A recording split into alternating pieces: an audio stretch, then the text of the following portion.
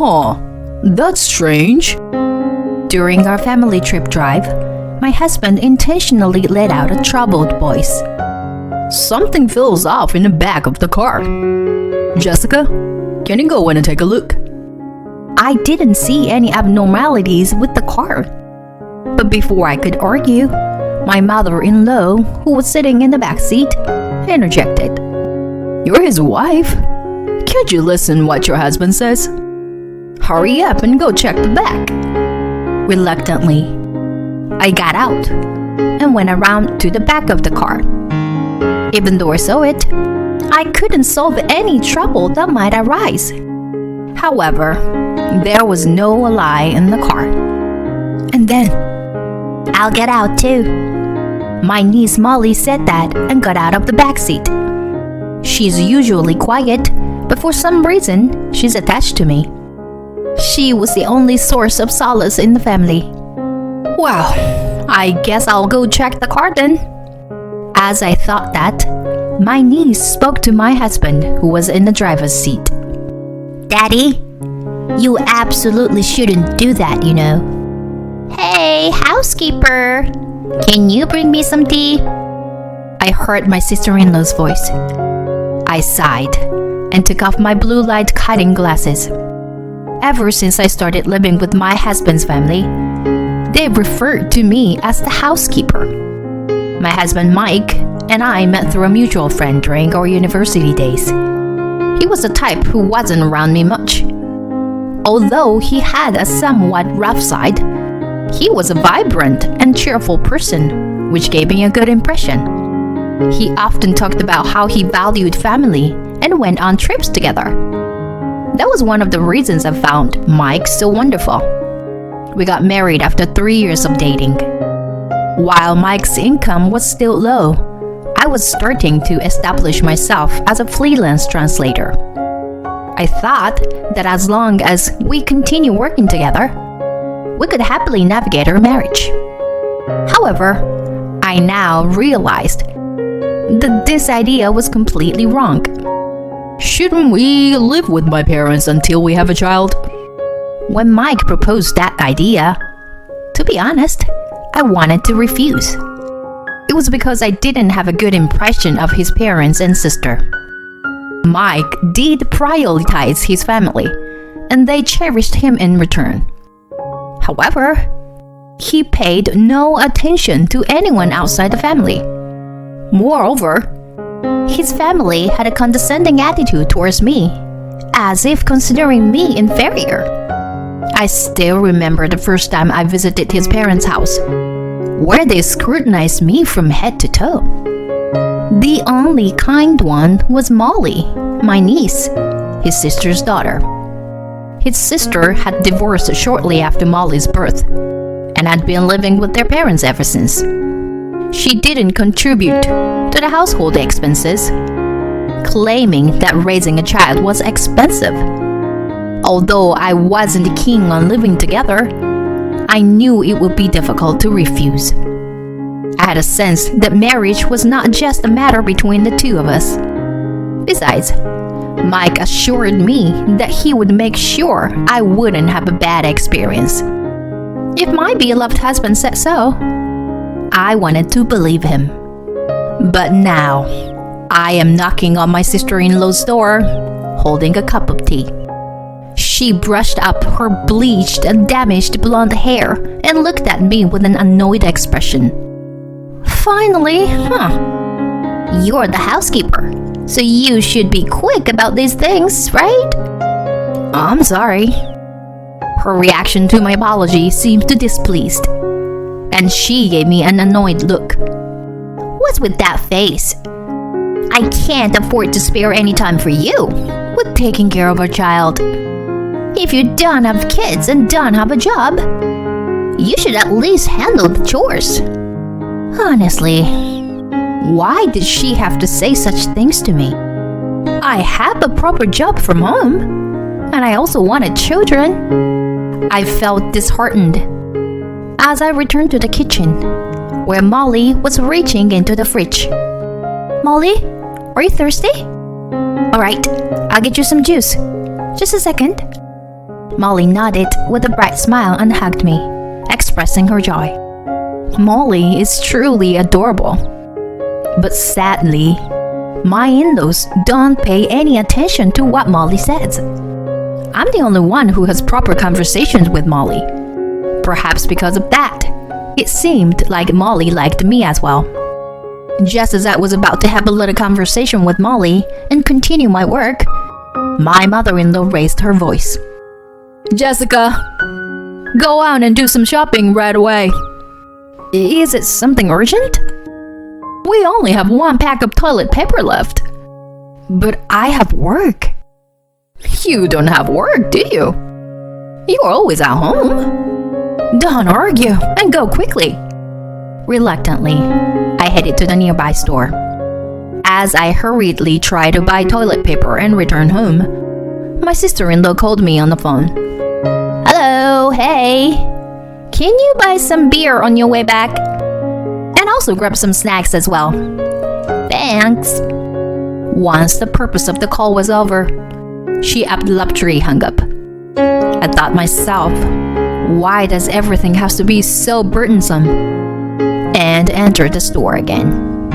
After finishing my purchases, while I was on my way back, my echo bag tore. A wave of exhaustion hit me. That night, I told Mike about everything that had happened today. Mike rubbed his chin while drinking the beer I bought. I get it. I'll figure something out. You're just saying that, you know. You always say that. Well, what can I do?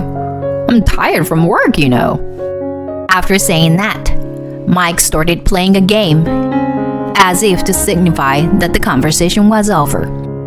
It was on one of those days, amidst such daily life, that something happened. While I was taking in the laundry, as instructed by my mother-in-law, I saw Molly playing alone. So I called out to her. What are you doing, Molly? I'm playing with Legos. I'll give this to you, Auntie Jessica. Well, thank you. And then Molly looked off into the distance for a moment. Then she tugged at my sleeve as I was about to go upstairs. You can't go now. Huh? Why? Molly? Is something wrong? It's not good right now. Let's play Lego together. Following her words, I played with Molly for a while, and then we heard a voice from upstairs. Hey! There's a bug. Come here. Can't you do something about it? No way! Just let the housekeeper handle it. Jessica is still out shopping. I can't wait until she comes back. I was surprised to hear my mother-in-law and sister-in-law reluctantly coming out of the room. Molly seemed to be enjoying herself without paying any attention to what was said earlier. After that, more strange things happened. When I followed Molly's instructions, it seemed that I was able to avoid unpleasant situations, or good things happened unexpectedly. At first, I thought it was just a coincidence, but it kept happening repeatedly. So I began to think that Molly might have some kind of mysterious power. One night, while I was working in my room, I suddenly heard a knock on the door. Wondering what it could be, I opened the door and found my in-laws standing there with smiles on their faces. Jessica, we're thinking of going on a trip soon. Oh, really? Are you two going together? Oh, what are you saying? It's a family trip. You're coming too. My mother-in-law said that and casually patted my shoulder. It seemed that they were planning a family trip with everyone, including me, which caught me off guard because I thought they would ask me to stay behind. Jessica, if you stay at home all the time, you'll suffocate, won't you? Let's stretch our wings and have some fun together, shall we? There was something off about my usually unnoticeable father-in-law's smile, but I couldn't imagine that they were planning a trip just to harass me.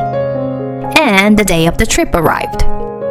When I opened the door of the minivan, which my sister-in-law said was hers, I was surprised.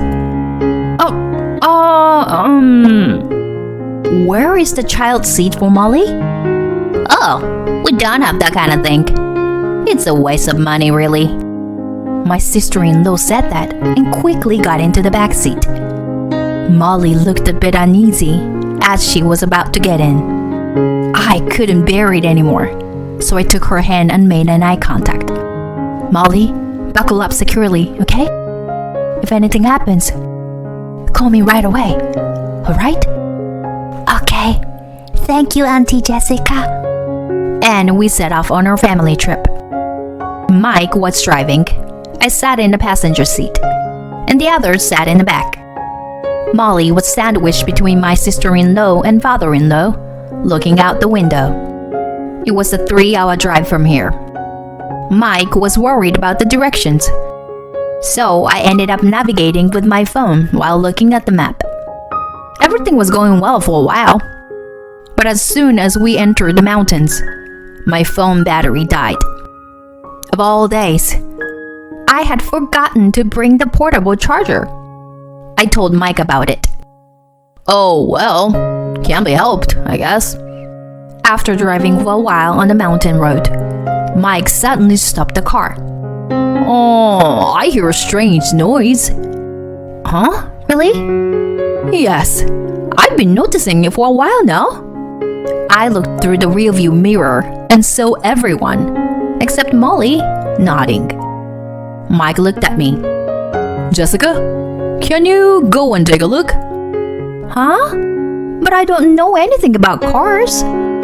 Upon hearing that, Mike became irritated and slammed the steering wheel. Just go and check, quickly. What if an accident happens? Are you ready to take responsibility? Mike reproached me with an arrogant tone. Unable to retort, I placed my hand on the door, about to get out. In that moment, Molly suddenly started speaking. It's dangerous to go farther in the car. We shouldn't go by car. What? What are you saying? Suddenly. You're such a weird child. If you hate the car so much, then get out too. With a raised eyebrow, my sister-in-law forcibly pushed Molly out of the car. I quickly grabbed Molly's hand and moved to the back of the car. The rustling sound of the trees, swaying in the wind, created an eerie atmosphere. I thought we should quickly look and get back inside the car. As I observed the car, there didn't seem to be anything unusual. Molly, with a worried expression, held my hand tightly while looking around the area near the exhaust pipe. Then we heard the sound of the engine starting. Huh? What? The car started moving, leaving us behind. In disbelief, I stayed on my knees in that spot. We had been left behind in such a place. My phone battery was dead too. I looked into my bag, but there was nothing that seemed useful. Fortunately, I had my wallet with me, but it was of no use in this situation. What should I do? At that moment, everything went pitch black in front of me. Auntie Jessica? Molly's voice snapped me back to reality. That's right. I have to bring Molly back safely. No matter what happens to me, I have to protect this child. I handed Molly a piece of chocolate from my bag and put on the best smile I could. Shall we go home? Molly nodded strongly. We held hands and descended down the mountain path. After a while, Molly pointed to a game trail. This way. But what lay ahead was a dense forest. Entering it and getting lost would be extremely dangerous. However, continuing down the mountain path would take a long time. Fortunately, the sun was still high in the sky. I also worried about Molly's stamina. Perhaps that game trail could be a shortcut. Besides, Molly had protected me many times before. I decided to trust Molly's intuition and chose the game trail. We walked, singing to mask our fear. It seemed like a forest inhabited by creatures, as we caught a glimpse of squirrels and raccoons running by. Gradually, our mood became more enjoyable. And then, at the edge of the forest, we found a bus stop. Molly and I exchanged glances and boarded the bus that arrived just in time. Afterwards, we somehow made it back home. Molly seemed exhausted and fell asleep after drinking some juice. I couldn't stay in this place any longer and started packing my things to leave. Once I finished packing, I checked my phone and saw a flood of notifications. There were numerous attached images and messages from Mike. Upon viewing the images, I saw smoke billowing out from the back of the car. It was clear that the car had broken down. Summarizing Mike's voicemail, it said, Mike apparently didn't have his driver's license with him. So even if the car broke down, he couldn't call for help. What's more, both my parents-in-law and sister-in-law didn't have licenses either. Not only were they unable to fix the car, but they also couldn't drive. However, when the police arrived, Mike panicked and fled the scene. Naturally, he was caught immediately and had to pay a fine. The police gave them a ride to the nearest station, but they had no means of transportation afterward. Going to the destination or returning home became difficult. In other words, the only person they could rely on in this situation was me. What an irresponsible man he is. I could feel my anger welling up inside. And finally, I understood the meaning behind what Molly had said. It's dangerous to go by car. While I was lost in thought, another call came in from Mike. Oh, finally got through. Jessica, please help me. If you're back home, please come and pick me up with my license. Well, I don't care. Besides, I just got back and can't move.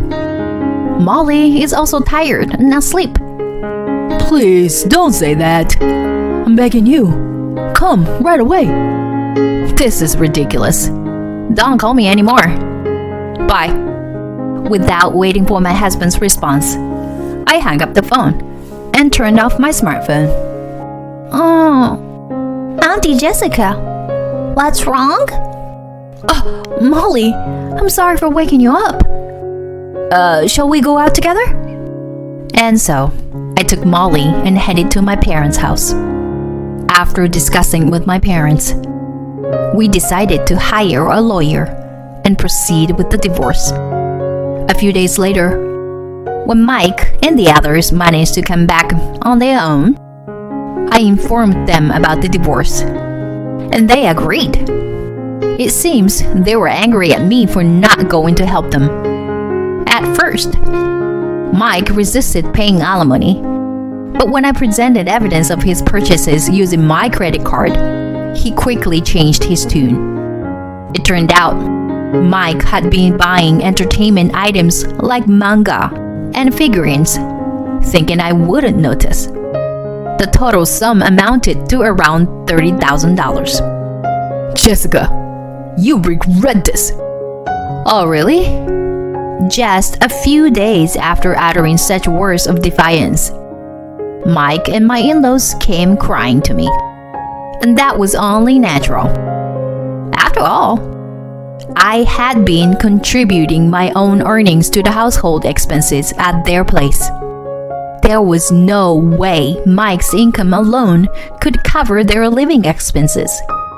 I entered my in-laws' house after a long time, ready to have a discussion.